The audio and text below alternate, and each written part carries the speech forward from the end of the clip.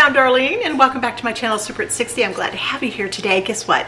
Today is my prep day, my kitchen prep day. I usually have one of those days a week and it's generally on a Sunday afternoon, sometimes into Monday morning. It can happen if there happens to be a lot going on and I couldn't get it all done on a Sunday. But anyway, I'm not a meal planner. Believe it or not, I am not generally a meal planner. If I have meat that is ready to go in the refrigerator, if I have some vegetables, whether it's frozen, canned, or fresh, that's all good. If we have sweets or something in the house, it's because I made them. Generally, I don't buy stuff. I don't like what I'm seeing on the back of those ingredients. So I make them myself. And it's a good thing because I love to. I have always loved being a homemaker. I have always loved getting my hands in dough and scooping cookie dough out for cookies. And we don't eat a lot of that stuff, but my husband does, take lunch with him just every day. So he needs a sandwich. So I generally make the sandwich buns and sourdough breads. Y'all know I love to do that. So there's a lot of prepping that has to happen. You just don't wake up one day and say, oh, I think I'll have a sourdough sandwich and some cookies and, an apple or whatever, and you grab it with you for lunch. No, all those things have to be thought out in advance. And if you are that kind of a homemaker, you know exactly the kind of things that I'm talking about. So let's get started as I take you along on this getting my kitchen prepared for the week day. I definitely bake bread every week, a couple times a week. These delicious sourdough rolls are our favorite.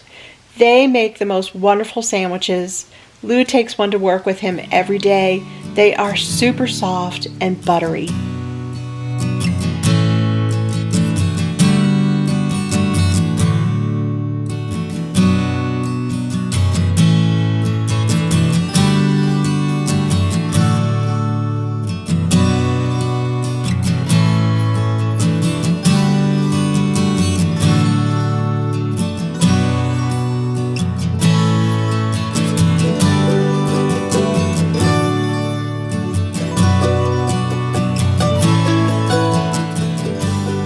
I generally make one sweet thing for the week as well. Today I chose a new recipe. These are chocolate chip sourdough cookies. Can you even believe that? I never even knew there was such a thing. I'm very curious as to their texture and their taste. I'm going to let you know for sure. I'll be honest with you. The recipe, of course, will be below like always.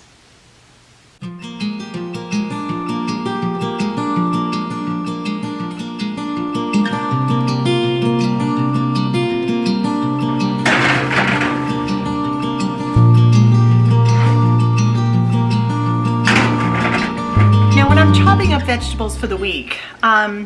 Keep in mind, and I always have to try and remind myself too, I'm only cooking for 2 people generally. Sometimes we have someone stop by, family, will come by, but for the most part, an everyday simple supper is just Lou and I.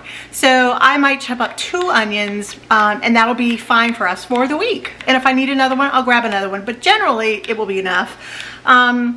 A couple green peppers or colored pepper, whatever I have. I'll go ahead and chop all of that up.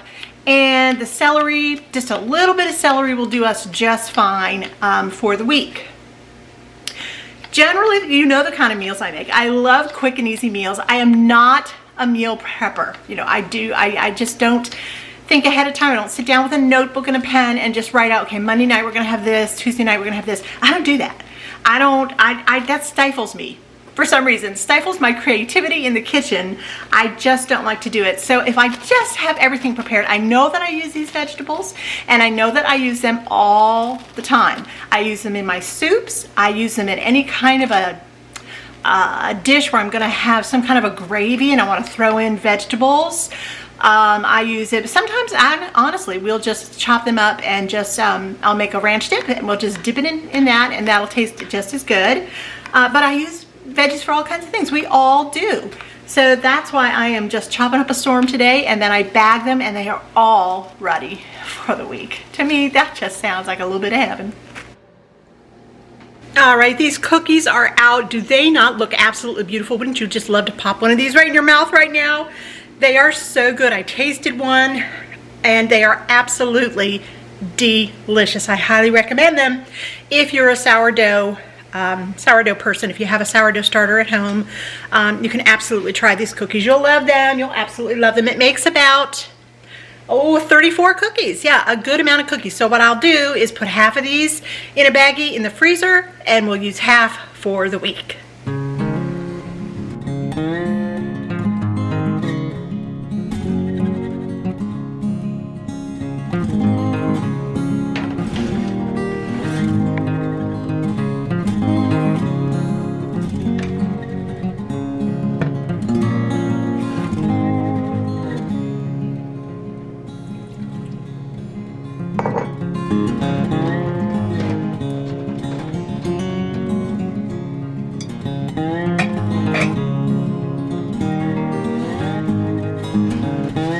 These are beautiful. Look at these buns. Oh my goodness. Oh wow.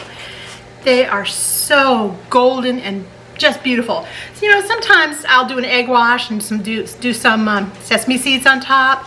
Sometimes some of that everything but the bagel sprinkle toppings. Sometimes I'll put that on there. And sometimes, like now, I am just simply going to run a little stick of butter over the top of each one of these. It adds that nice, rich, buttery taste, and it keeps the buns nice and soft. I'll tell you, one of the best breakfasts is you're looking at it right now. A cup of coffee or a hot cup of tea, and one of these buns with a little bit of butter is so delicious. So good. All right, there we go. Buns done. We are really cranking along here. Beautiful. Lou will be so excited to have these for his sandwiches this week. There you go.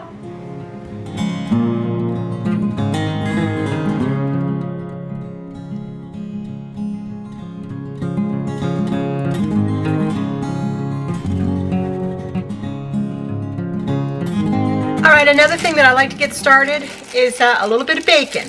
Now, we don't eat a ton of bacon, but I like to use it as, you know, just having a little something to sprinkle on top.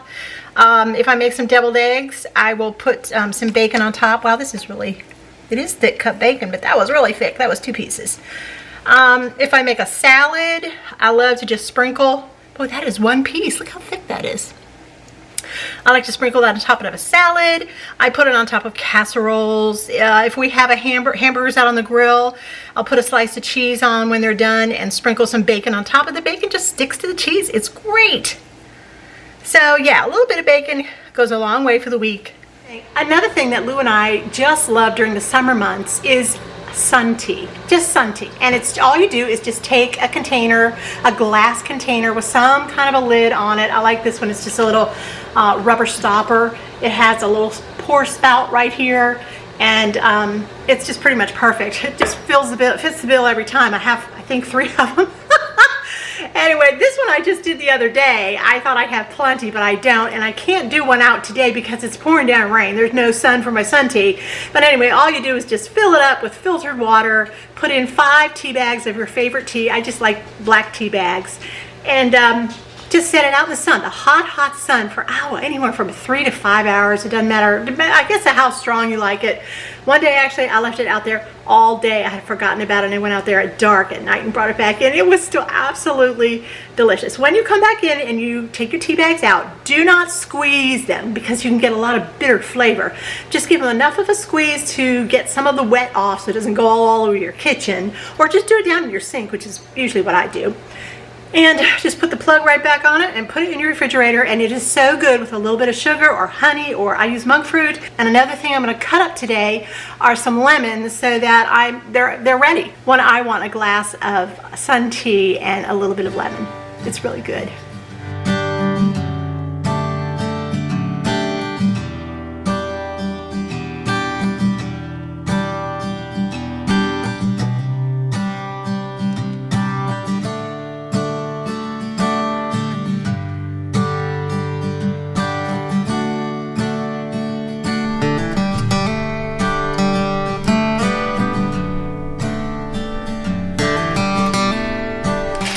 Of course, you know, I love to save all the tips and the tails of all my onions and my celery. And what else did I cut up in there? My onion, celery, peppers, whatever I cut up for the day. They all the tips and tails, what normally people would throw out. Don't throw out, just make sure it's all nice and clean. Put it down in your freezer and you are ready to make the next stock or bone broth. Make sure that when your eggs come out of the pot that you run them under some cool water and crack the egg under the cool water as you peel it. It just helps to peel so much better. And make sure that you use old eggs too. When I say old eggs, I just buy some eggs, put them in the back of your refrigerator, even if you have to mark it, you know, eggs for hard boiling. Maybe a little X on the box or something so no one uses them. And make sure that those are the ones you use, about a week, maybe even 2 weeks old. They peel and make the best hard-boiled eggs. So keep that in mind. When you're all done, put them all nice and peeled in a plastic bag. Just grab one when you need it, and they are absolutely delicious. The most important part of being prepared to cook for the week is having meat in the fridge, defrosted, and ready to go at a moment's notice. Knowing that I have some chicken breasts or ground beef ready to work with allows me to be creative in my kitchen with some new recipes or just for some of our favorite good old dishes. I am also sure to have some of my homemade bone broth defrosted for soups or gravies in any dish that I choose. This would be my biggest tip for you on being prepared for a week's worth of cooking.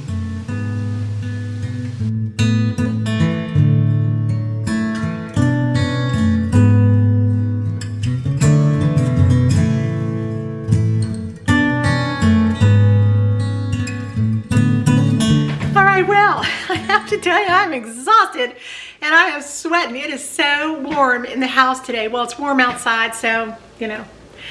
Anyway, it's done. It's done, and it is such a good feeling. Yes, I put in a little bit of extra time today, but tomorrow when I go to look at that meat that I have thawing in my refrigerator right now, I can just pick whatever I want. I have all the ingredients to go with it. I have fresh veggies, I have canned veggies, I have frozen veggies, I've got potatoes. I'm very well stocked.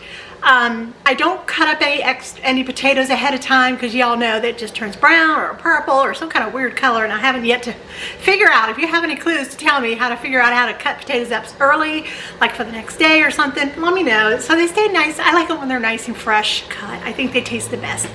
So anyway, everything is done. We have a little dessert for the week. The cookies are yummy. Now those cookies, I don't think I told you, but I'm gonna tell you right now, I changed out the white sugar for monk fruit, 1-for-1 ratio, and the brown sugar, I used coconut sugar. So if you want that, I'll make sure you have that substitution, but the regular recipe will be below for you. But they are sourdough cookies, so if you don't do sourdough, you know, I've got those other chocolate chip cookies that I just did about 3 weeks ago.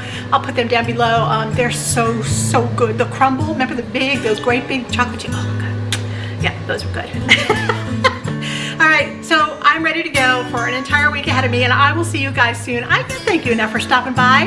Please give me a like. It really helps a small channel like mine. Just give me that thumbs up and subscribe. If you've never subscribed before, give me a chance. You'll just love it here. We've got a lot of friends that watch, and we all just watch out for each other.